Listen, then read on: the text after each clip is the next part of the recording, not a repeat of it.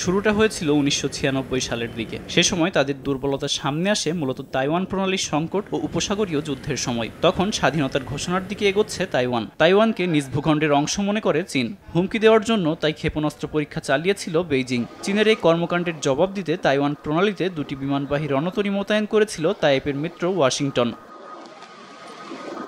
সে সময়ও সামরিক প্রযুক্তিতে বিশ্বে একক আধিপত্য ছিল যুক্তরাষ্ট্রের। মার্কিন বাহিনীর সামনে টিকতে পারেনি দুর্বল চীন। দেশটির হাতে ছিল সোভিয়েত আমলের সেকেলে অস্ত্রশস্ত্র। এমনকি তাইওয়ান প্রণালীতে মার্কিন বাহিনী যে গোপনে সাবমেরিন মোতায়েন করে রেখেছে তা ঘুণাক্ষরে টেরও পায়নি চীন। সমালোচকেরা মনে করেন মূলত তখন থেকেই বেইজিং বুঝতে পারে সামরিক বাহিনীর প্রযুক্তিগত উন্নয়নের দিকে নজর দিতে হবে তাদের। এরই মধ্যে গড়িয়েছে বহু জল।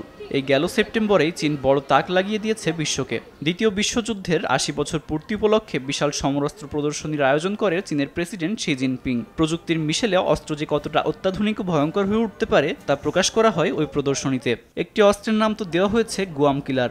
বিশ্লেষকরা বলছেন এমন নাম যুক্তরাষ্ট্রের জন্য সরাসরি হুমকি। সেপ্টেম্বরের কুচকাওয়াজে দেখানো হয়েছে হাইপারসনিক বা শব্দের চেয়ে ৫ গুণ বেশি গতিতে ছুটে যেতে সক্ষম ওয়াইজ-17 ও ওয়াইজ-19 ক্ষেপণাস্ত্র। এসব ক্ষেপণাস্ত্র জাহাজ ধ্বংস করতে পারে। বিশ্লেষকদের মতে নৌশক্তিতে যুক্তরাষ্ট্রের চেয়ে পিছিয়ে রয়েছে চীন।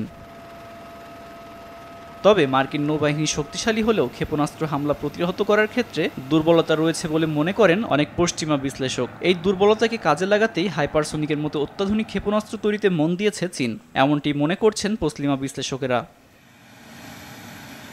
এছাড়া এমন একটি সাবমেরিন সামনে এনেছে চীন যেটি চালক ছাড়াই চলাচল করতে পারবে, এমনই তথ্য প্রকাশ করেছে বেশ কয়েকটি আন্তর্জাতিক জার্নাল। তবে এত কিছুর পেছনের কারণ কি তাও প্রকাশিত হয়েছে চীন বিষয়ক বিভিন্ন বিশ্লেষকদের লেখায়। সেপ্টেম্বরে বিজয় কুচকাওয়াজে শুধু অস্ত্র প্রদর্শনীই করেনি চীন। সেদিন প্রেসিডেন্ট শি জিনপিং এর পাশে ছিলেন রুশ প্রেসিডেন্ট ভ্লাদিমির পুতিন, উত্তর কোরিয়ার নেতা কিম জং উন, পাকিস্তানের প্রধানমন্ত্রী শাহবাজ শরীফ সহ ২৫টি দেশের রাষ্ট্র ও সরকার প্রধানরা।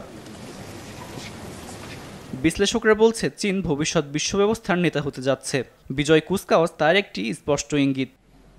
আব্দুল মালেক, RTV।